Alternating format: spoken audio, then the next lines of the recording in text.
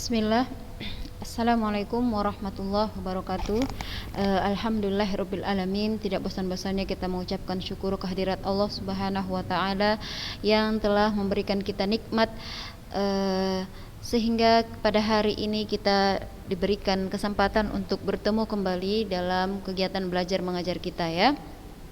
Ananda sekalian, apa kabar? Baik ya, alhamdulillah. Ustazah juga demikian. Ananda sekalian yang anak kelas 10, tetaplah semangat mengikuti kegiatan belajar kita, dan apabila ada waktu kosong selalu manfaatkan untuk kegiatan-kegiatan yang positif ya. Walaupun kita belajarnya lewat daring, walaupun yang dipegang itu adalah gadget misalnya, tapi janganlah gadget itu jadi disalahgunakan. Jadi pergunakanlah gadget itu sekarang kebutuhannya memang untuk belajar. Nah, anak-anak ustazah semuanya, di beberapa minggu lalu kita sudah mulai memperkenalkan fisika itu ya. Kita kemarin sudah membahas tentang ruang lingkup fisika, besaran, pengukuran juga, ya kan? Nah, jadi ada beberapa alat-alat ukur kemarin yang sudah pernah kita bahas ya, ruang lingkup fisika, apa sebenarnya yang dibahas di dalam fisika ya. Terus kita membahas besaran satuan, besaran pokok, besaran turunan, kita bahas ya. Ini dia. Lalu ada kita bahas dimensi ya.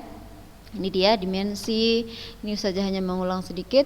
Terus ada pengukuran, alat-alat beserta alat-alat ukurnya. Kemarin sudah kita bahas sempat ya. Nah, di sini terus ada kesalahan dalam pengukuran, angka penting, notasi angka penting ya. Kemarin kita sudah bahas tentang angka penting. Nah, di sini ada satu contoh soal tentang pengukuran menggunakan mikrometer sekrup. Nah, minggu lalu kan kita sudah ada membahas tentang alat ukur. Salah satunya itu adalah mikrometer sekrup untuk mengukur panjang yang dia ya ketelitiannya 0,01 mm. Ini contoh soalnya seperti ini. Nah, perhatikan gambar berikut ini. Gambar tersebut menunjukkan pengukuran tebal kaca menggunakan mikrometer sekrup. Berapakah tebal kacanya? Katanya seperti itu. Nah, ini adalah gambar mikrometer sekrup, di mana mikrometer sekrup ini memiliki dua skala. Yang pertama namanya skala utama, ini namanya skala utama, dan yang ini namanya skala nonius.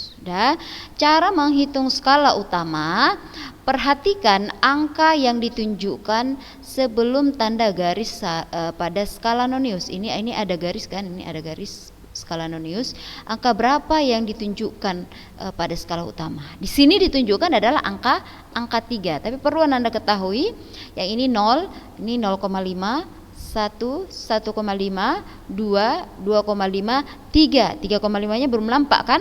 Makanya kita buatlah pada skala utama, angka yang ditunjukkan adalah 3 mm. 3. Sekarang kita lihat pada skala noniusnya. Untuk skala noniusnya, cara melihatnya adalah perhatikanlah garis yang sejajar pada garis tengah skala utama dengan garis yang ada pada skala nonius. Nah, perhatikan ini. Garis yang sejajar itu adalah garis ini. Nah, ini menunjukkan angka berapa? Ini kalau ini 10 berarti 11, 12, 13. 13 lurus ya. Maka skala noniusnya adalah 13 kali ketelitiannya. Ketelitian dari mikrometer sekrup tadi saja katakan 0,01. 13 kali 0,01, 0,13. Seterusnya jumlahkanlah skala utama tambah skala nonius. 3 tambah 0,13, hasilnya 3,13 mm ya. Jadi ketebalan kacanya adalah sebesar 3,13 mm. Nah, oke. Ini hanya untuk mengulang sebentar karena Ustazah yakin Anda semua di SMP sudah banyak membahas tentang pengukuran menggunakan mikrometer sekrup dan juga jangka sorong ya.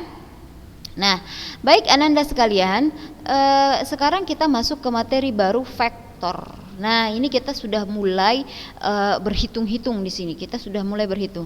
Jadi untuk pertemuan kali ini kita memperkenalkan dulu vektor itu seperti apa biar tidak terlalu kaku. Insya Allah di minggu depan Ustazah baru memberikan contohnya, bisa kita menggunakan kamera ya. Nah, vektor. Apa sih itu vektor gitu kan?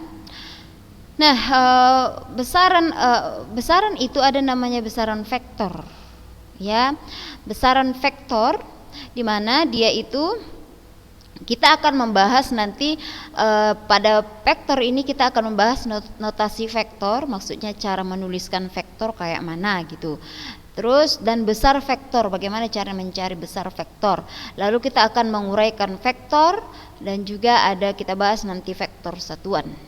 Sudah di vektor ini juga kita akan membahas operasinya, operasi penjumlahan dan juga pengurangan vektor, di mana operasi penjumlahannya itu ada dua cara yang kita pakai nanti, yaitu secara poligon dan juga secara jajar genjang namanya ya.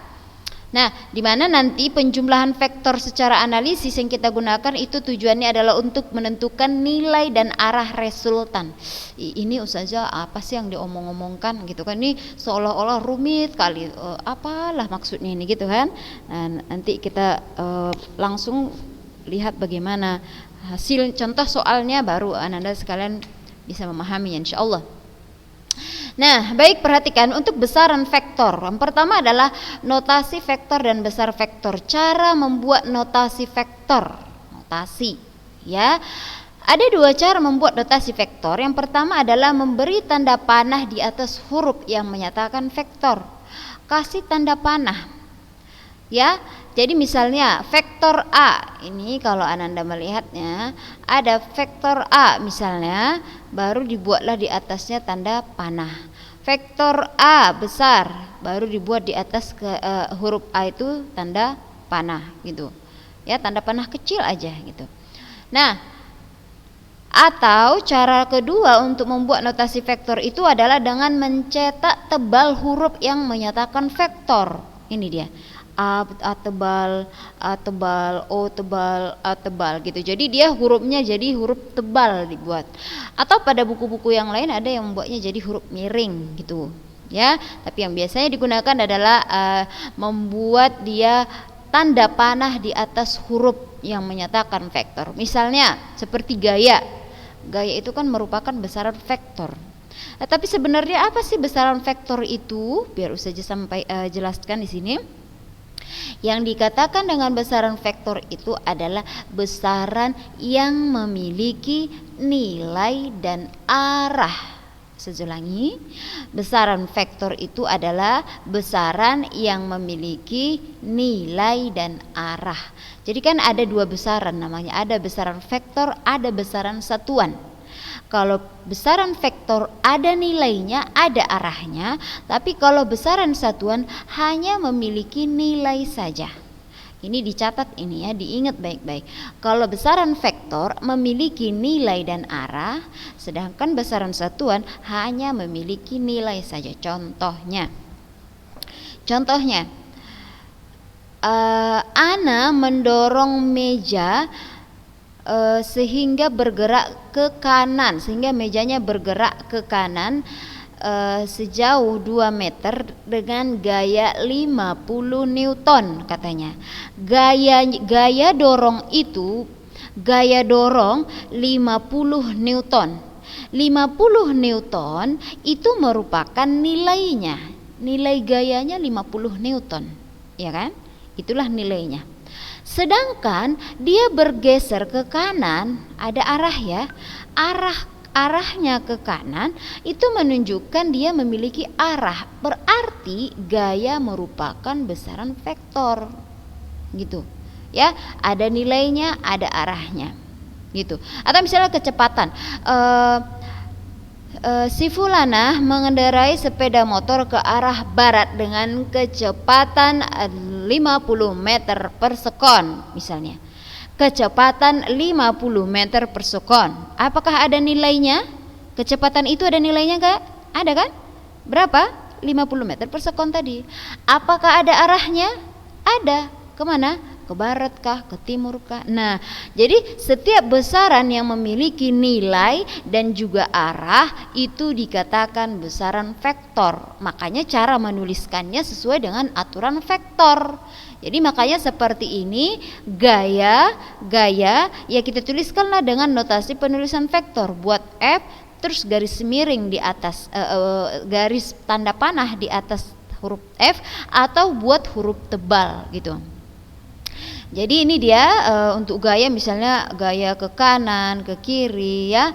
Jadi tanda vektor itu biasanya dibuat dengan arah tanda panah ya. Nah, untuk penguraian vektor, setiap vektor dapat diuraikan menjadi komponen atau dua atau lebih vektor. Ya, ini yang akan kita bahas lebih mendalam nanti. Jadi Ustazah harap Ananda semua sudah ada ya belajar trigonometri atau menyusul juga belajar trigonometri, sinus, kosinus, tangen itu karena akan sangat itu yang kita pakai di vektor ini gitu ya. Ini contohnya kendaraan si fulana tadi melaju dengan kecepatan 50 meter per sekon. Inilah dia arahnya. Misalnya ya, inilah dia arahnya. Makanya dibuat di sini vektor, ya kan? Nah, jadi kan dia ini pada bidang miring ini bisa kita uraikan. Kita bisa menguraikan pada sumbu X dan juga sumbu Y. Sehingga yang pada sumbu X itu vektor Vx, pada sumbu Y vektor Vy. Jadi bisa kita hitung nanti berapa nilainya dengan menggunakan rumus trigonometri. Cos alfa ini adalah cos ya. Bagian X-nya adalah cos, bagian Y-nya adalah sinus. Cos alfa sama dengan Vx per V, atau Vx sama dengan V dikali dengan cos alfa ya. Atau sin alfa, kalau pada sumbu Y itu sin ya, sin alfa Vy per V, atau Vy sama dengan V dikali dengan sin alfa. Ini kan perhatikan, ini kan ada V terus ada tanda panah di sini. Dia menunjukkan bahwa ini adalah vektor. Sudah? Nah, jadi vektor satuan itu vektor yang diuraikan ke sumbu X, Y dan juga ini kalau dua dimensi ya. Vektor itu bisa kita gambarkan dua dimensi atau tiga dimensi. Kalau dia vektornya dua dimensi yaitu sumbunya X dan juga Y, di mana X itu adalah vektor I dan Y adalah vektor J, atau dalam bentuk tiga dimensi. Ini tiga dimensi, sumbu X, sumbu Y dan sumbu Z ya, sumbu Z. Jadi sudah ada sumbu Z. Kalau dulu kan antuna sekalian cuma tahu X, Y saja. Sekarang sudah ada Z ya, di mana pada sumbu X ada namanya vektor I, pada sumbu Y ada vektor J, pada sumbu Z ada vektor K, I, J, K gitu. Nah, jadi untuk operasi, kalau anti sekalian sudah membahas tentang operasi pada matematika, ya kan? Jadi pada vektor kita juga ada operasinya, ada operasi penjumlahannya. Begitu. Bagaimana caranya? Nah, perhatikan, penjumlahan vektor secara grafis itu ada dua cara yang kita pakai ya. Sebenarnya ada beberapa cara lain, yaitu dengan cara poligon dan juga secara jajar genjang. Apa itu jajar genjang? Apa itu poligon? Gitu. Nah, kalau dia penjumlahan secara analitis, itu menguraikan komponennya menjadi sumbu X, Y, dan Y. Kemudian menjumlahkan semua komponennya dan menghitung besarnya itu menggunakan yang ini nanti. Ini nanti kita lebih dominan ke sini untuk cara yang analitis ya. Ini semua minggu depan insya Allah kita akan uraikan. Lalu pengurangan vektor hampir sama sebenarnya dengan penjumlahan ya. Penentuan nilai dan arah resultan. Nah, ini juga ini lanjutan dari sini nanti. Penentuan nilai dan arah resultan, itu bisa kita cari secara grafik. Penentuan nilai arah resultan dua buah vektor dengan rumus juga bisa kita gunakan. Penentuan nilai dan arah resultan dua vektor yang searah atau juga yang berlawanan arah, ini yang akan kita bahas. Ya. Nah, ini contohnya penjumlahan vektor secara geometri dengan cara poligon dan jajar genjang. Ini namanya cara poligon. Perhatikan baik-baik. Ya. Nah, jadi kalau dikatakan dengan cara poligon, ya bagaimana caranya untuk poligon itu maksudnya seperti tertutup dia jadinya ya. Vektor A ini namanya, jadi vektor itu dibuat dengan gambar tanda panah ya. Gambarkanlah dulu vektor A gitu misalnya. Vektor A bernilai positif. Berarti ingat aja bidang kartesius sumbu X dan sumbu Y, kalau X ke kanan itu positif, Y ke atas positif, X ke kiri negatif, Y ke bawah negatif, gitu kan. Jadi kalau dia bilang gambarlah vektor A positif, ya buatlah garis panah ke kanan atau garis panah ke atas, boleh sama-sama positif. Gambarkanlah vektor A positif, ini adalah vektor A positif dan vektor B positif, sama-sama positif kan. Nah, terus dia bilang jumlahkanlah vektornya secara poligon katanya. Ya tinggal kita, ini dia vektor A tambah vektor B, sudah A tambah vektor B, ini bisa kita buat, ditarik garis di sini, di sini tarik garis, ya tarik garis di sini. Nah, seperti ini. Nih perhatikan yang ini ya. A, dah A.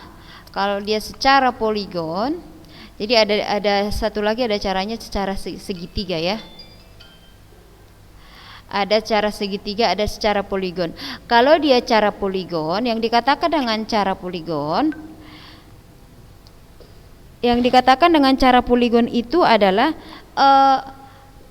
ujung bertemu dengan pangkal. Ini namanya adalah pangkal vektor. Ini namanya ujung vektor. Ini ya, nih, ini dia. Ini titik pangkal vektor, yang ini ujung vektor. Saya ulangi, ini titik pangkal vektor, ini ujung vektor. Jadi kalau kita mau menggambarkan penjumlahan vektor secara poligon, maka caranya adalah kita menjumpakan ujung vektor dengan pangkal vektor, gitu. Ini contohnya nih, vektor A, arah panahnya ke sini kan? Ini ujung vektornya kan? Tambah vektor B, tambah vektor B. Ini vektor B itu arahnya ke atas, tapi dia pangkalnya berjumpa dengan ujung vektor A, gitu. Vektor A tambah vektor B. Resultannya adalah, nah kita tarik garis seperti ini. Ini namanya resultan R. Atau boleh juga seperti ini, vektor A, itu kan, vektor A tambah vektor B. Nah pokoknya kalau secara poligon itu ujung bertemu dengan pangkal, gitu. Ujung bertemu dengan pangkalnya. Lalu resultannya inilah dia hasilnya.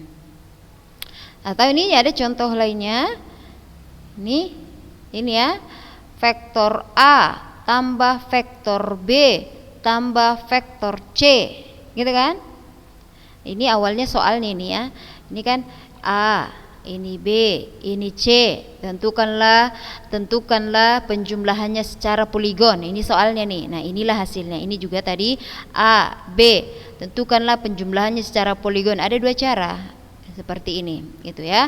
Jadi vektor A, vektor B, vektor C. Kayak mana cara menjumlahkannya? Ingat tadi cara menjumlahkan secara poligon itu adalah ujung bertemu dengan pangkal. Ini vektor A, baru jumpakan dengan pangkal si B, baru jumpakan dengan pangkal si C. Sudah? Sehingga tariklah garis untuk mencari resultannya dari akhir ke awal. Kan ini tadi awalnya si titik A kan? Dan berakhir di titik si C. Maka tariklah garis.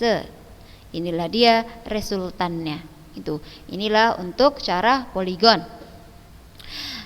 Adapun secara jajar genjang, kalau dikatakan secara jajar genjang itu adalah penjumlahan vektor, ya bagaimana caranya nanti setelah kita menjumlahkannya itu terbentuklah dia jajar genjang, gitu. Nah, ini contohnya.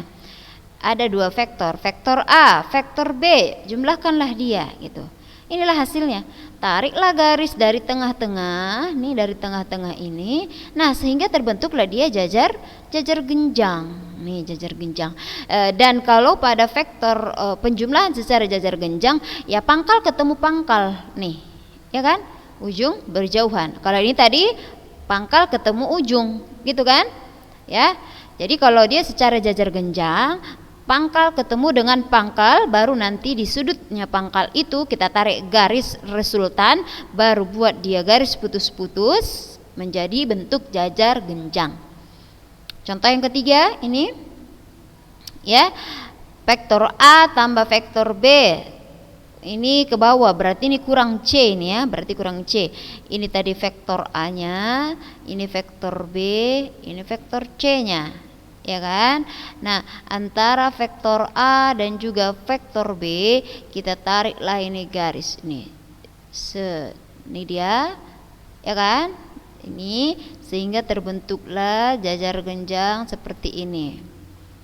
Sudah, antara vektor apalagi nih untuk A tambah B tambah C. Ini dia garisnya, resultannya di sini. Ya, pertemuan antara A, B dan C.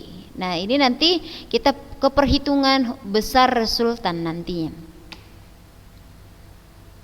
Nah, penjumlahan vektor secara geometris dengan cara analisis,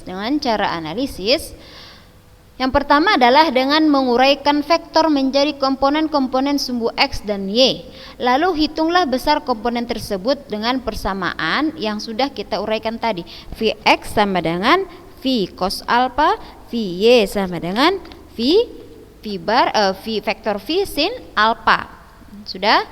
Setelah itu jumlahkan semua komponen vektor pada sumbu X dan sumbu Y. Ini resultannya jumlahkan V1X, V2X, V3X dan seterusnya, Vy, V2 dan seterusnya. Setelah dihitung nanti semuanya pada sumbu X dan sumbu Y-nya, maka menghitung besarnya itu dengan cara mencari nilai mutlaknya. Nilai mutlak namanya ya. Besarnya dihitung dengan cara mencari nilai mutlak. Kita buat nih ada tanda garis di kiri kanannya. R sama dengan akar Rx kuadrat tambah Ry kuadrat. Ini dia cara mencari besarnya resultan vektor, besarnya ya. Sedangkan kalau kita mau mencari arahnya, yaitu tangen alfa, ini tan itu adalah bacanya tangen ya. Tangen alfa sama dengan Ry per Rx, Y per X ya. Nah, ini Ustazah ulangi lagi, tidak usah pusing dulu. Ini Ustazah maaf bentar ya.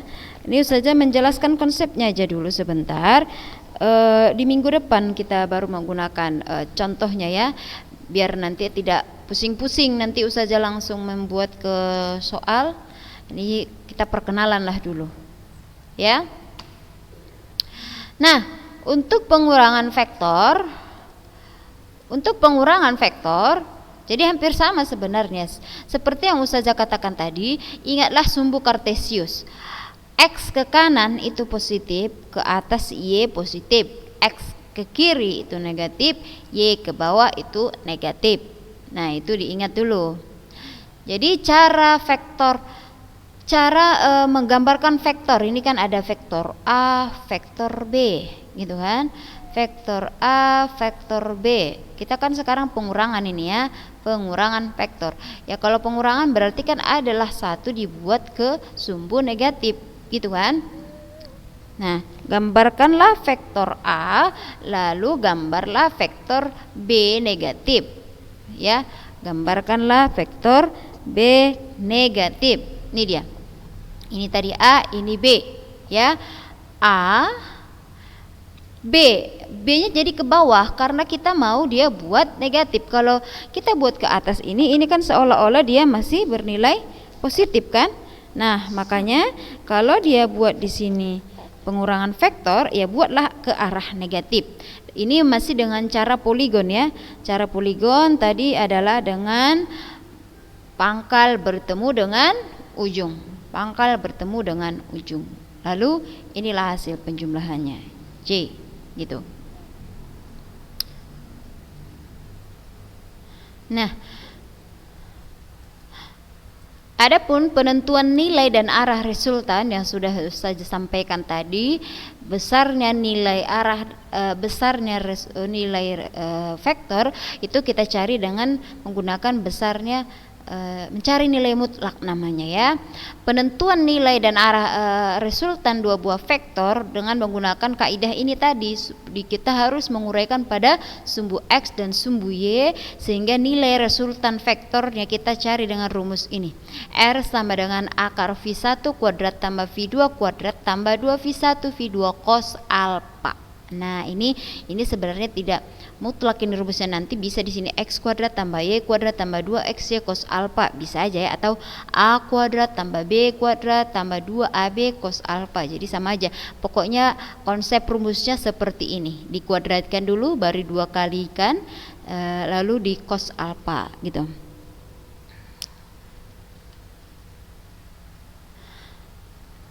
Nah, penentuan nilai dan arah resultan dua buah vektor.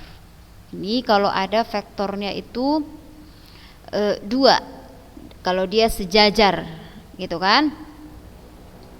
Jadi ini kalau dia sama-sama ke kanan, ini ada vektor V1,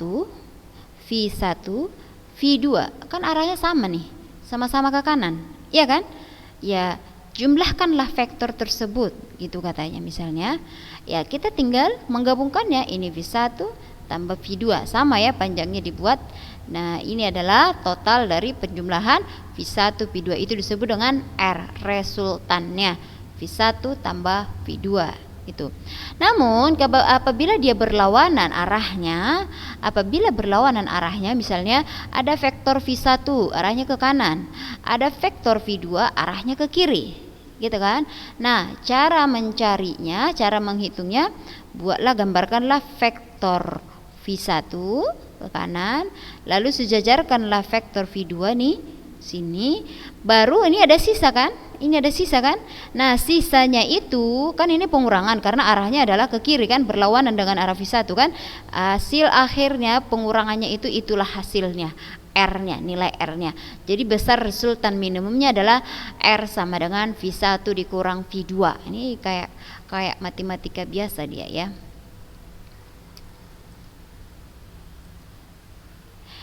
Ini ada contoh soal, Anda sekalian, ini Ustazah buat ada contohnya ya.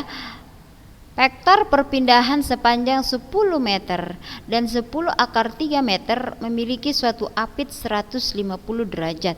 Ini maksud suatu apit itu dia memiliki sudut gitu. Sudutnya sudut 150. Selisih vektor tersebut adalah, kalau dikatakan selisih berarti pengurangannya gitu. Nah, jadi sepertinya ini di minggu depan saja kita bahas lebih mendalam, karena ini Ustazah tadi menyampaikan kita hanya untuk memperkenalkan dulu masalah vektor ini tadi. Ustazah mau memperkenalkan dulu apa-apa saja yang akan kita bahas di vektor. Tadi vektor itu digambarkan dengan tanda panah di atas hurufnya atau juga dibuat huruf tebal gitu kan. Kita harus menguraikan vektor ke dalam sumbu X dan juga sumbu Y, di mana vektor satuannya itu dia ada yang 2 dimensi, ada 3 dimensi. Sumbu X adalah vektor I, Y vektor J, dan sumbu Z adalah vektor K. Lalu kita akan membahas tentang operasi penjumlahan dan pengurangan vektor, baik itu poligon atau jajar genjang, dan juga nanti kita ke perhitungannya ya. Jadi Anda sekalian, apabila ada yang mau ditanyakan, silahkan ditanyakan, dan insya Allah minggu depan kita lebih bahas lebih mendalam dan lebih mendetail. Ini Ustazah masih menjelaskan secara umum saja ya. Minggu depan kita menggunakan kamera biar lebih gampang dipahami, dan juga anak-anak Ustazah untuk membantunya juga biar gampang memahaminya, bisa belajar juga dari media yang lain, internet ya. Barakallahu fiik. Demikian kita tutup dengan doa kafaratul majlis. Subhanakallahumma wa bihamdika asyhadu an la ilaha illa anta astaghfiruka wa atubu ilaik. Assalamualaikum warahmatullahi wabarakatuh.